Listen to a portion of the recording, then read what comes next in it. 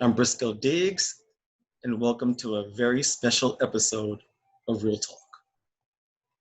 I am the guest. Today is a very special day for me. It's kind of ironic. I never thought I'd ever call today special when it first happened, but July 11th, 1994, while I was living in the Bay Area, hence the background, I was diagnosed with HIV. I was 32 years old, and I was told that my life was over. I was told to cash in my chips and have some fun while I still can. But there was something inside me through all of my despair and all of my depression. There was a little spark left. There was a small spark, a small spark. There was a small spark left deep down inside that I didn't even know was still there. And it took me about a good 10 years to get myself together, because it was a really difficult time. It was very hard. I'm not going to sit here and say, hey, it was easy. No, it's still not easy. But for those first 10 years, my life was a disaster. And one day I just woke up and decided that I was going to live, because I kept getting better and better and better. Through all the trials and tribulations, dealing with different kinds of medications that didn't work, some that made me really ill, almost killed me. I survived all of that. I survived a 50-pound weight gain that happened because I was doing drugs, binging, not eating, staying up for days, then going to sleep for days, waking up and eating everything in sight. Your metabolism gets really messed up doing stuff like that. And it wasn't good for me, obviously. It's not good for anyone. But hey, God was telling me something.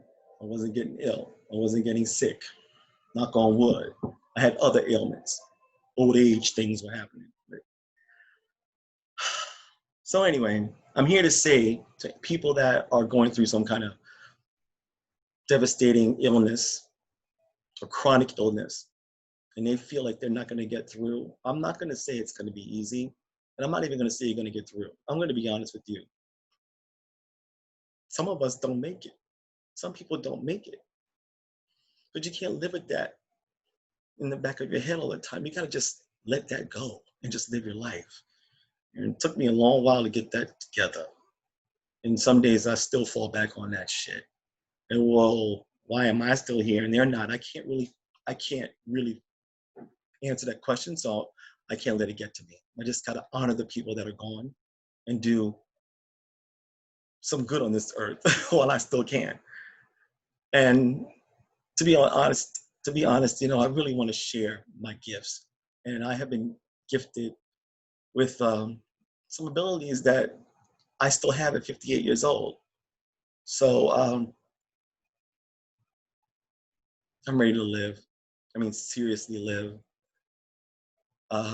In the last 10 years, me living in LA, being here has helped me get my mojo back, but I was just going through the motions, and it took another plague or pandemic to happen for me to just really get my shit together.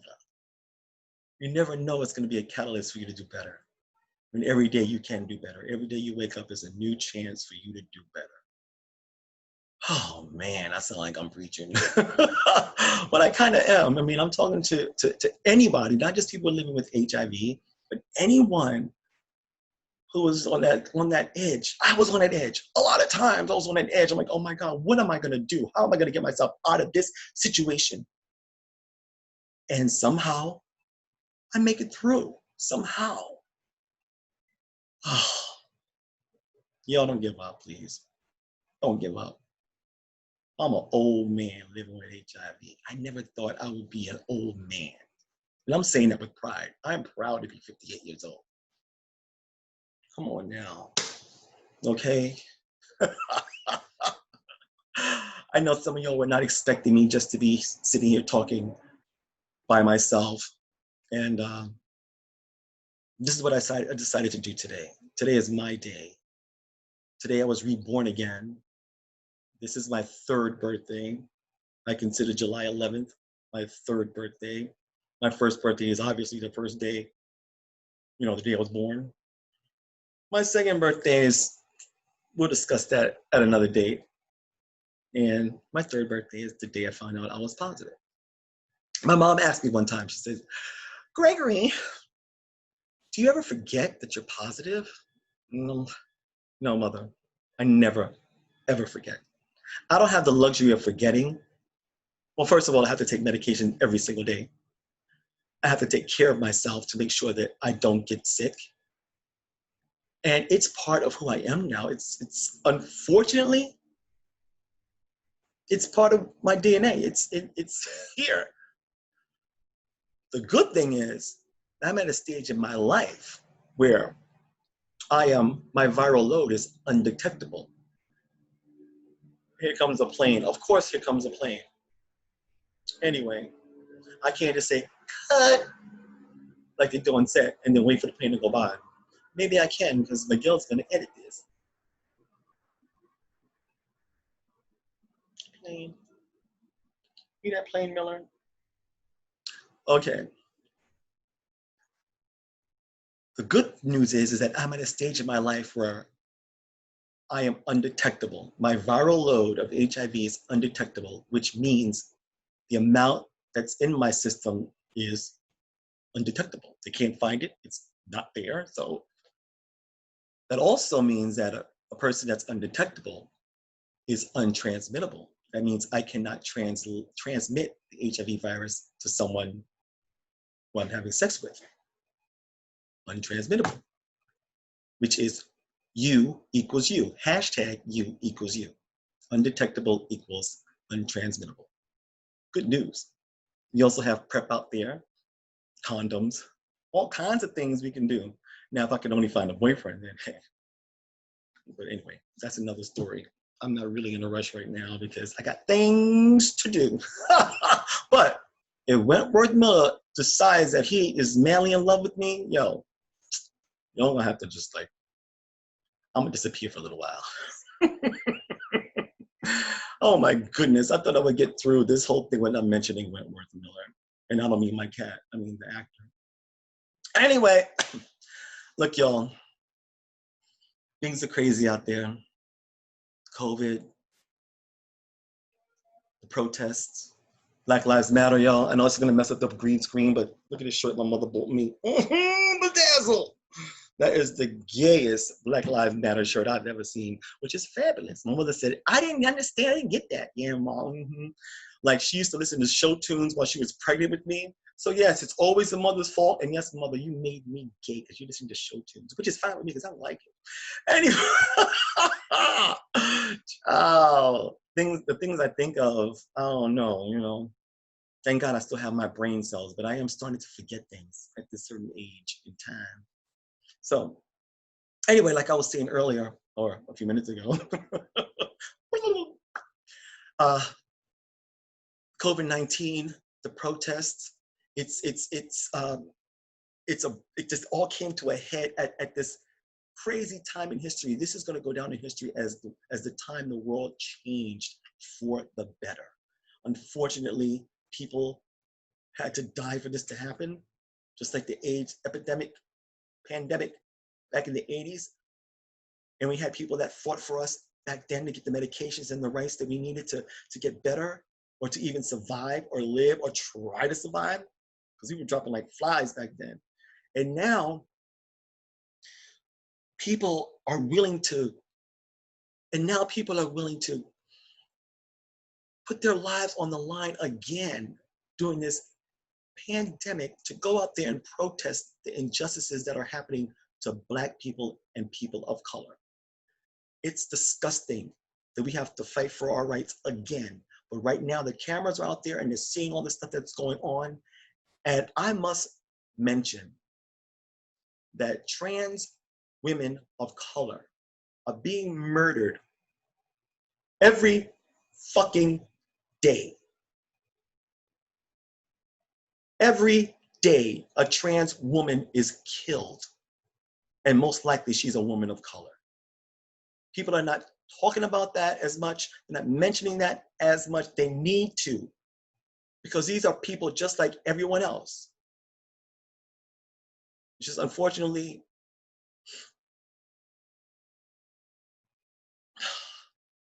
I'm at a loss of words with that. I really am. I just can't imagine, what am I talking about? Of course I can imagine people wanting to kill you because of who you are. It's disgusting. But I'm so glad there are a lot more people that don't. And we have to stick together, y'all. Because after they're done with me and the others, they're coming after your ass. Believe it or not. There's going to be a reason why. Okay? So just remember that. And I hear a lot of people saying hate doesn't help. I don't hate anyone. If you're going to get in my face and say something derogatory to me, I'm not going to turn the other cheek anymore. I'm just done. Done. No more. You know what? I keep saying, and I have to reiterate, I have to say this over and over again, that I survived a plague, y'all. So I don't have time for bullshit anymore. I really don't. I have let things slide so long because I'm a nice person and I don't want to hurt people's feelings. No more. I'm not going to be a dick just to be a dick, but I'm still going to be the same Brisco, but I'm really, really done with just letting it slide. No more of that. Okay? And I'll probably say it in a nice, cheery, positive way, but sometimes I'm going to get pissed off. And then you're really going to see Gregory come on out. Okay? Anyway, I do want to leave this on a positive note, no pun intended.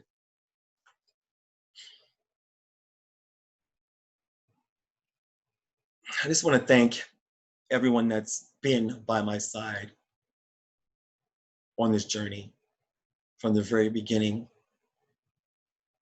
up until now, the people that have come along throughout my life when we had a connection and we never let that go. And you accepted me for who I am, just like I accept you for who you are. But at a time where people living with AIDS and HIV were alienated and treated less than being a man of a certain age, I can't really unhear that and see that, those images, and know that history is still something that's still in the back of my mind all the time. And I just want to thank y'all and let you know how much I appreciate that y'all did not do that to me. I don't care what you said behind my back. Doesn't matter what you said behind my back if it's negative. As long as y'all were there for me when I really needed it. And I have had many blessings to have people there for me. So I just want to thank y'all from the bottom of my heart. I hope there's a cure coming soon. Let's do COVID too. Okay, let's get there. Let's get a cure for this, please. But right now, while we're sequestered in our homes, count your blessings. Those of us that have homes, count your blessings. We have a roof over our heads. You can ride this out. Some people are on the streets. They can't ride that out. So while y'all are not really spending a lot of money, those of you who have some excess income because you can't afford to pay your rent and you're not spending lots of money, donate. Donate to any and every cause that you can. If you can, I totally understand it because please believe me, I've been there. But if you can, just pay it forward. People are needy out there. They really need things. I don't mean needy like, oh, I mean, people are in need out there, I should say. People are really in need out there. And if you can, come on now, help out. It's not that hard. I'm sure you go to Starbucks and spend $5, even though don't go to Starbucks anymore. No more Starbucks. I don't want to get into that. I was trying to say goodbye, but I'm a long-winded guy, so I tend to speak. I think I was an okay interview. You know, I got along with myself. I think I asked myself really good questions. So, you know, hey, it's all good. Now, look, I want y'all to remember to tune into my show. It's called Real Talk. That's REEL Talk. Not to be confused with The Real or The Talk. This is Real Talk, where the view is fabulous. And remember, If you have a dream in your heart and a plan, it's never too late. Can you fix it?